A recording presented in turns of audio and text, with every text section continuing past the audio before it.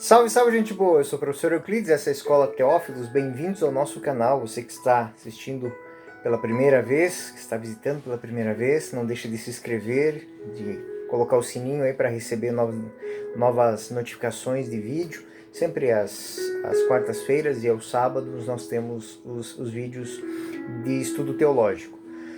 Gente boa, depois aqui embaixo na descrição do vídeo nós temos um link. Esse link traz o material do texto, do estudo, para quem queira fazer comparação de texto depois, quem quiser ver bibliografia, essas coisas, está tudo aí, tá bom? Muito obrigado por você que está no nosso canal e também muito obrigado pelos nossos patrocinadores, os nossos amigos que nos incentivam. Márcia Aparecida Miguel Zeponi, Ana Lúcia Escapinha, Márcia que tem um centro de orientação teológica existencial, né, onde se trabalham temas teológicos, filosóficos, educacionais, existenciais, então, e tantos outros amigos que anonimamente nos incentivam e também rezam por nós e nos patrocinam nesse canal. Bom, vamos à segunda lição do profeta Amós. Vamos tratar hoje da estrutura do texto e a síntese teológica da herança desse profeta. Esse profeta que tem uma peculiaridade fabulosa. Ele faz uma teodiceia. O que é uma teodiceia? É o estudo de Deus. Quem é Deus? Quem é o Deus de Israel? Como esse Deus se manifestou na história? Como ele se apresenta na história? Então o profeta Amós tem o primeiro ponto dele, da sua temática, é isso. Quem é Deus? Segundo ponto, quem é a sociedade? Qualquer que seja a sociedade. Sociedade de Israel, sociedades estrangeiras, os povos pagãos, não importa. Ele vai fazer um estudo sobre as sociedades, ou seja, o princípio e o fim das sociedades, como elas crescem, como elas se desenvolvem e como elas caem, e o porquê que elas caem.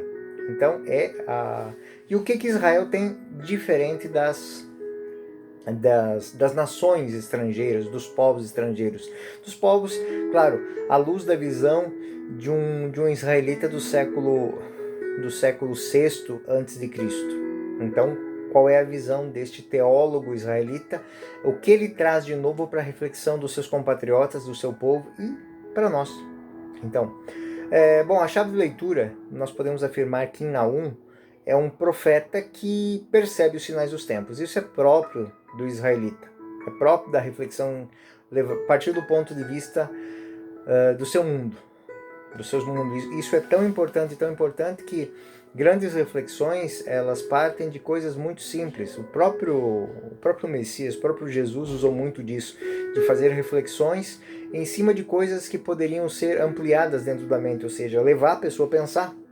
Não é simplesmente dar uma ideia, ou propor uma ideia, ou impor uma ideia, mas é chamar a uma reflexão. Talvez uma das coisas que a gente está perdendo com o tempo. A gente se informa muito, a gente busca muita informação aqui, mas é informação pronta.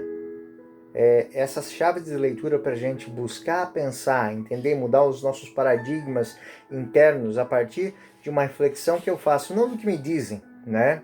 Eu gostaria de citar uma frase de um formador meu, de um padre, que ele disse uma coisa muito interessante um dia. Escuta tudo, pese tudo, compare tudo, analise tudo, descarte o que é ruim, guarde o que é bom. Ou seja, tenha esse filtro na sua cabeça, dê valor às reflexões, dê valor às conversas, dê valor a um bom estudo, a um bom tempo para tirar a síntese das coisas a partir de uma boa reflexão. O profeta Amós se fundamenta nesta qualidade do povo de Israel. Ou seja, olhar para a sua história e fazer uma recapitulação dela. E são tantas, os livros históricos estão aí, o Pentateuco está aí, que é uma grande reflexão de onde o homem veio, para onde o homem vai, qual a origem do bem, do mal, enfim. Muitos temas tem, mas o tema próprio do livro do profeta Amós, ele é muito sui generis, porque nesse livreto de 3 páginas, ele gasta, de 3 capítulos, melhor dizendo, ele gasta num grande salmo, numa grande elegia, quem é Deus? Quem é o Deus de Israel? E depois o outro fato que ele analisa e chama a reflexão é um evento histórico, a queda de Nínive, né?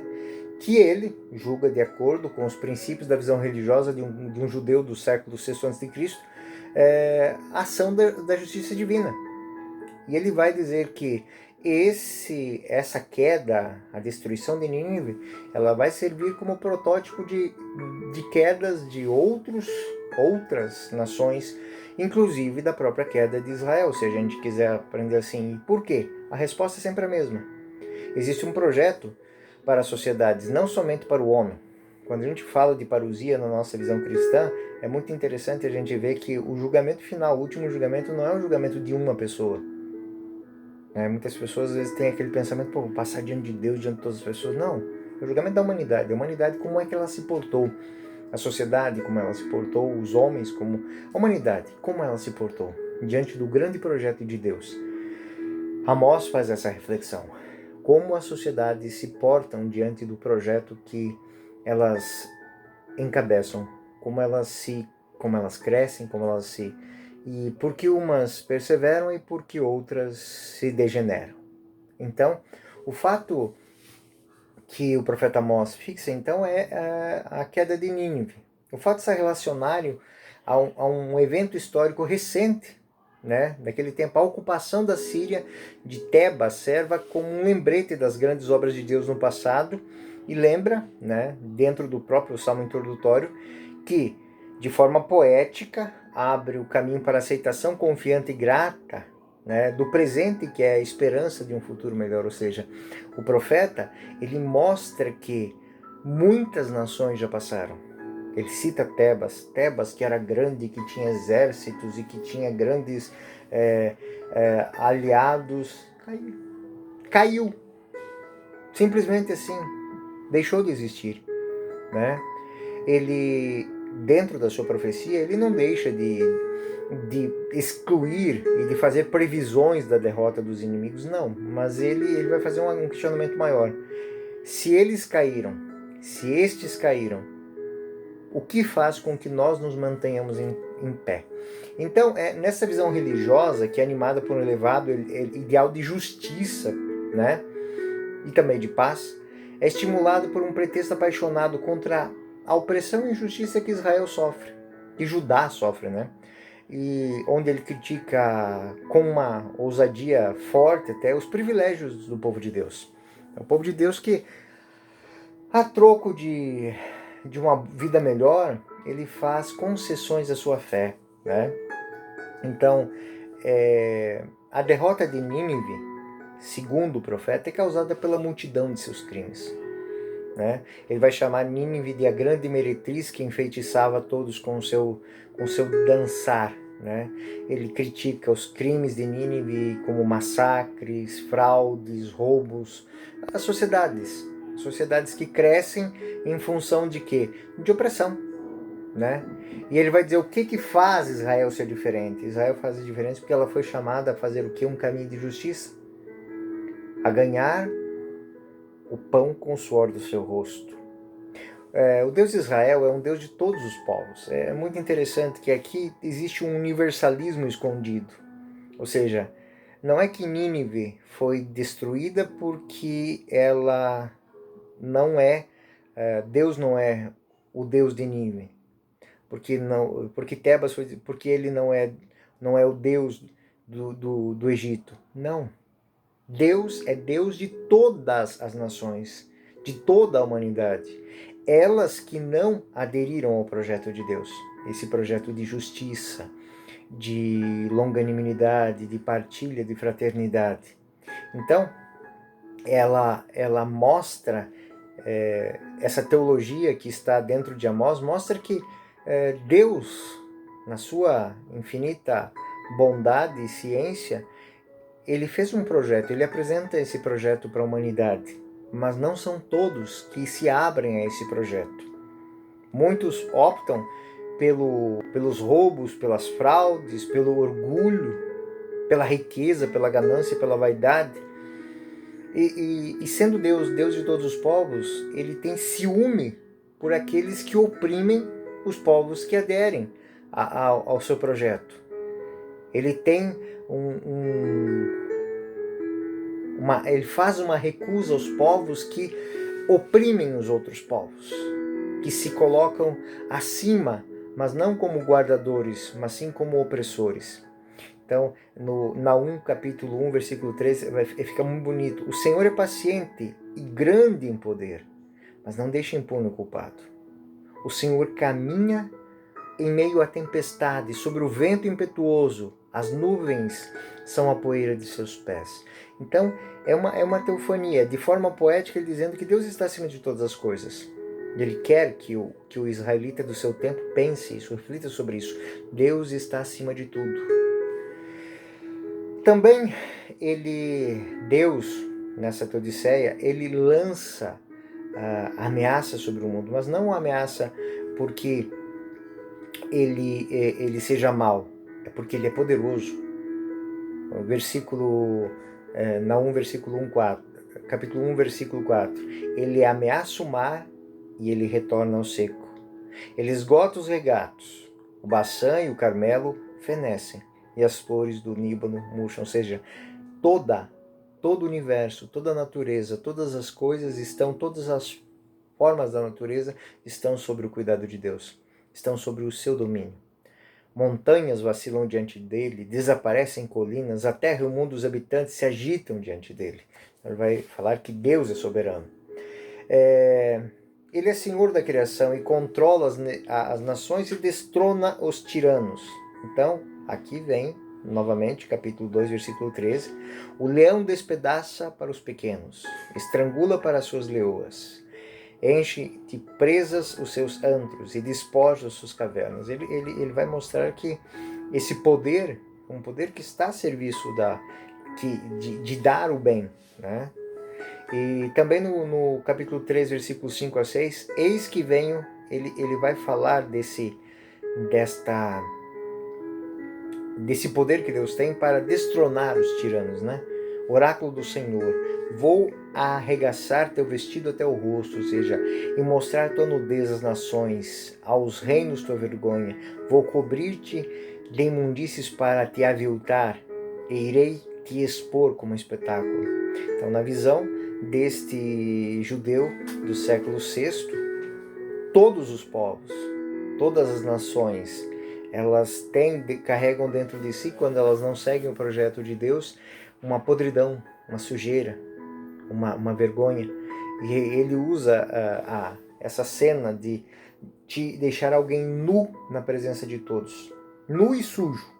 Nu e sujo.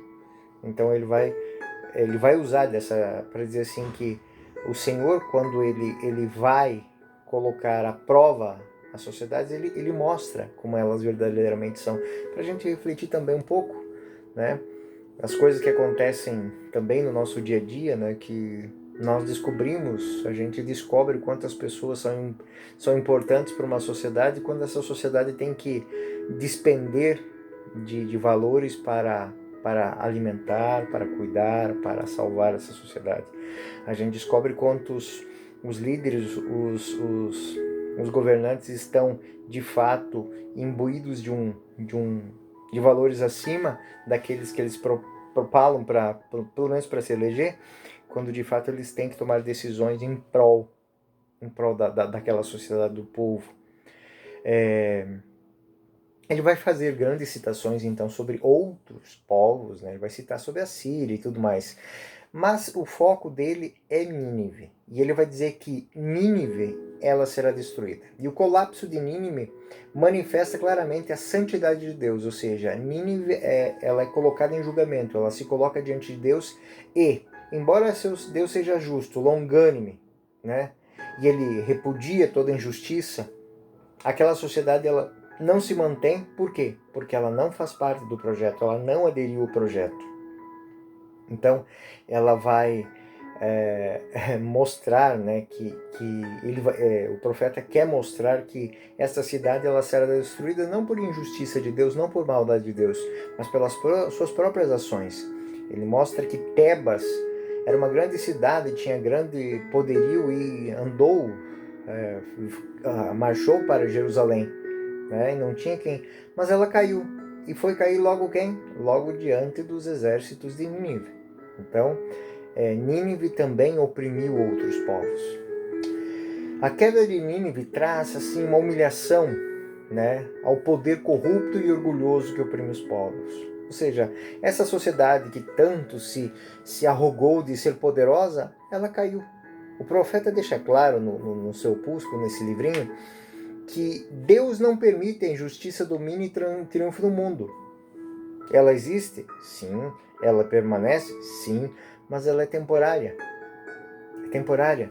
É como que uma doença, é como que um incêndio, ele expande, mas ele se consome pelo próprio fato de que não existe mais algo para ser queimado.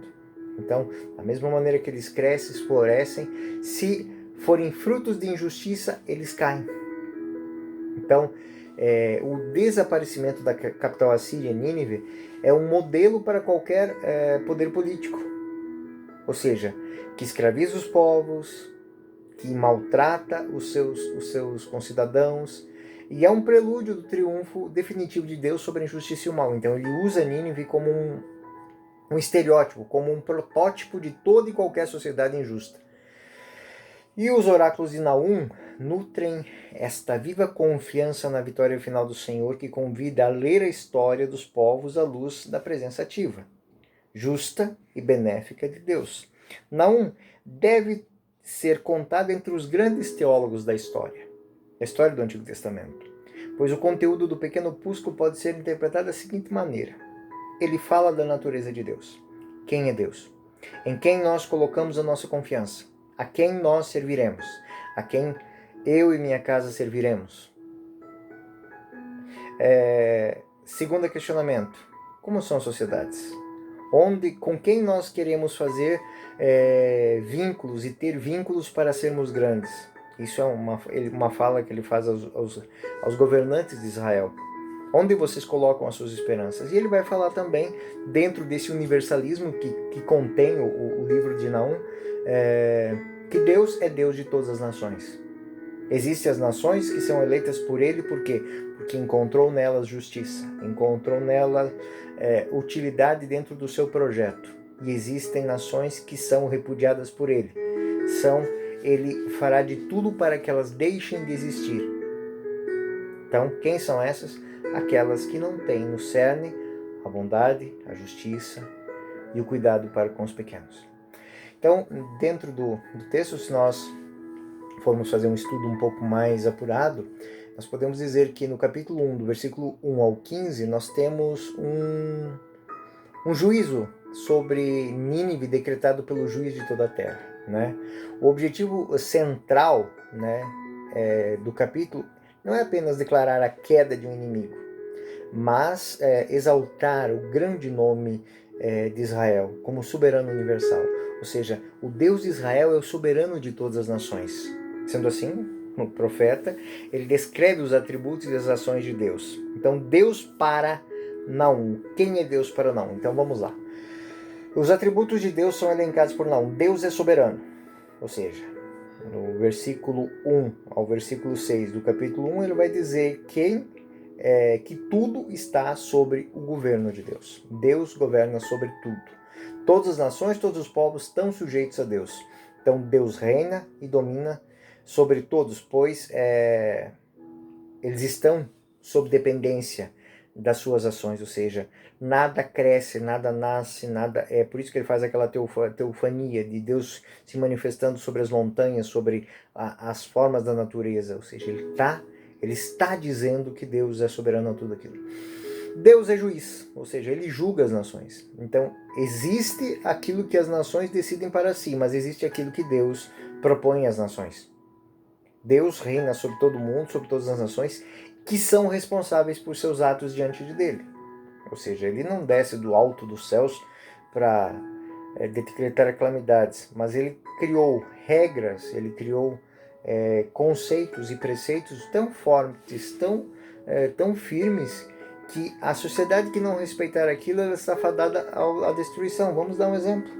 Uma sociedade hoje, a sociedade humana, se pudermos colocar, dá para colocar todas as nações, os países que não pensam em cuidar da sua natureza, cuidar das suas fontes de água, cuidar do seu controle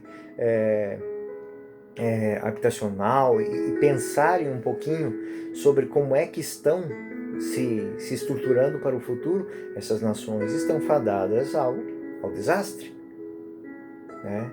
Uma sociedade que não coloca como fundamento isso hoje, corre sério risco de deixar de existir. Inclusive, toda a sociedade humana como um todo, independente de povo, de religião, ou seja, ele em tese, o profeta ele quer fazer com que todas as pessoas reflitam profundamente sobre isso. É justo a gente colocar nas mãos de um soberano todas as decisões? Ele vai fazer esse questionamento. Deus é protetor. Naum capítulo 1, versículo 7. Deus é quem protege o seu povo. Aí vem a pergunta do profeta. Você faz parte, o nosso povo faz parte do povo de Deus? Como nós agimos é de acordo com o projeto do povo de Deus? Nós somos povo de Deus? Então, Deus é quem protege o seu povo e declara a consciência da eleição de Israel. E aí ele responde aquela pergunta. Por que Nínive cai e por que Israel subjaz? Porque ele se mantém de pé. Porque ele se firma em pé. E vem a resposta, ou seja, Deus o elegeu. Enquanto houverem homens em Israel dispostos a defender a justiça, a verdade, a bondade e a fidelidade a Deus, Israel perpetuará a sua história. Naum abre um parêntese de consolação para os israelitas com as promessas no descanso e no socorro da opressão, ou seja, mesmo que passe por dificuldades, o povo de Israel nunca sucumbirá. Por quê? Porque Deus o escolheu. Passaremos por vale de lágrimas, sim, mas não seremos destruídos. Seremos feridos, machucados, mas jamais esquecidos. Ele vai dizer que os que confiam em Deus gozam de segurança e paz, pois o Senhor é bom. Ao libertar Judá dos assírios, Deus demonstrará mais uma vez sua bondade. Ele faz uma profecia de libertação. Ele vai falar Naum capítulo 8, capítulo 1, versículos 8 a 12, Deus é guerreiro, é um guerreiro que combate a favor dos seus. Aqui não é uma mensagem somente de consolo para Israel, mas também de respeito, é uma convocação de respeito para os outros povos prestarem atenção no que eles estão falando, ou seja, estão fazendo. Deus está ciente disso. Deus é disciplinador.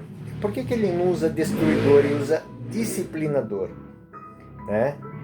Naum capítulo 1, 13 e 15. O Senhor controla as nações, julgando que, usando como instrumento de disciplina, de acordo com a sua vontade. Ou seja,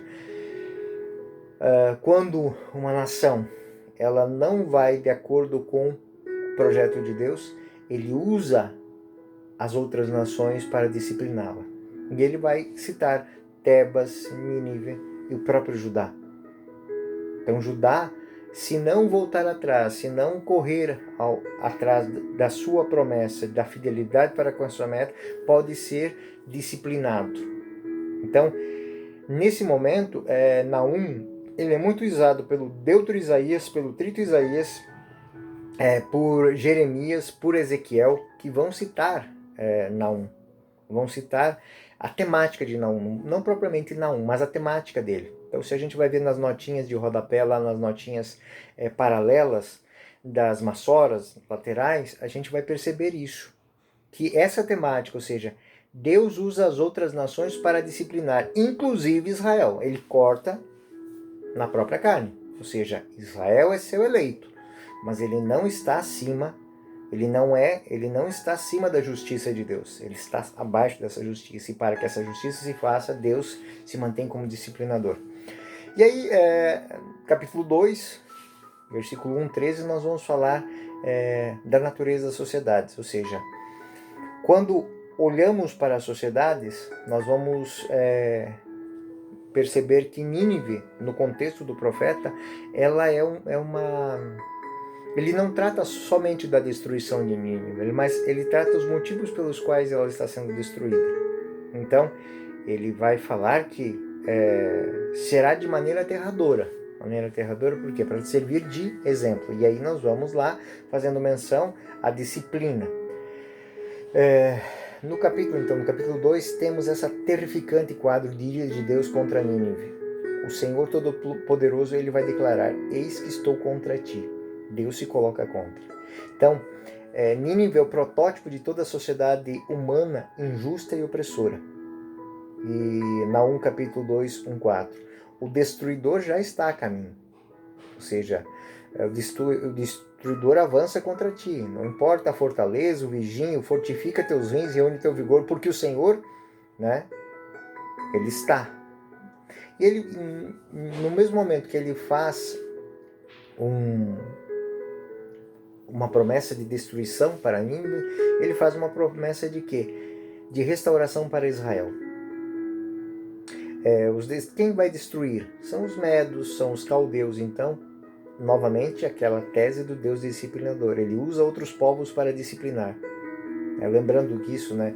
Nabucodonosor, quando eles saem do exílio da Babilônia, Ciro, o rei da Pérsia, que dá liberdade para eles. Ou seja, Ciro vence Nabucodonosor, os babilônios, para dar liberdade a Israel. Engraçado que durante o texto, Naum capítulo 2, versículo 5, a defesa de Nínive e todo o seu poderio são em vão. Ou seja, Nínive não tem mais força. A queda de Nínive vai ser completa, né? Pois Deus, ele castiga a iniquidade. E se a iniquidade está em todos os cantos, essa justiça vai ser feita em todos os campos. Né? O juízo de Nínive é justo. Também um outro questionamento. Podem questionar, mas Deus é tão bom, tanta essa bondade de Deus, por que Deus vai destruir Nínive? Porque faz parte do seu processo. Desse processo de pacificador, de orientador, de disciplinador. Os pecados de Nínive são pecados que eles aprenderam com outros povos e que herdaram e estão colocando à frente, né? Exploração, a crueldade contra todas as outras nações. Então, Naum capítulo 3, versículo 1, 4, vai mostrar exatamente isso. A exploração e a crueldade contra as outras nações. Naum capítulo 3, versículos 5 e 6, o castigo é proporcional ao pecado. Naum capítulo 3, versículo 7, Deus não se compadecerá dela. Por quê?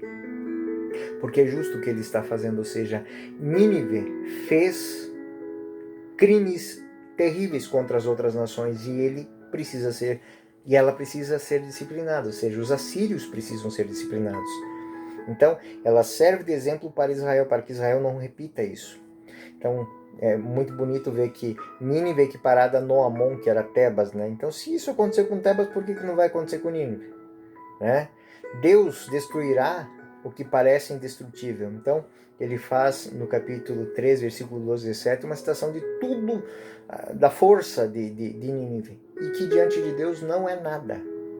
Nínive nunca se levantará novamente, né? Naum capítulo 3, versículo 18 e 19, ou seja, a sociedade que faz essa injustiça, ela é esquecida, ela é apagada. Então, no pensamento de Naum, então, a reflexão que ele propõe aos ouvintes, aos compatriotas dele, é essa, né?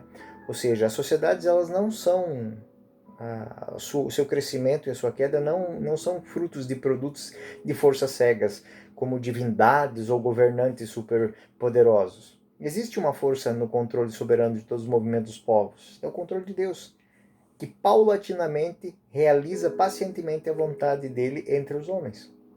Enfim, Naum tem um tema central, ou seja, a ação de Deus na história. Ou seja, Deus não está alheio à história.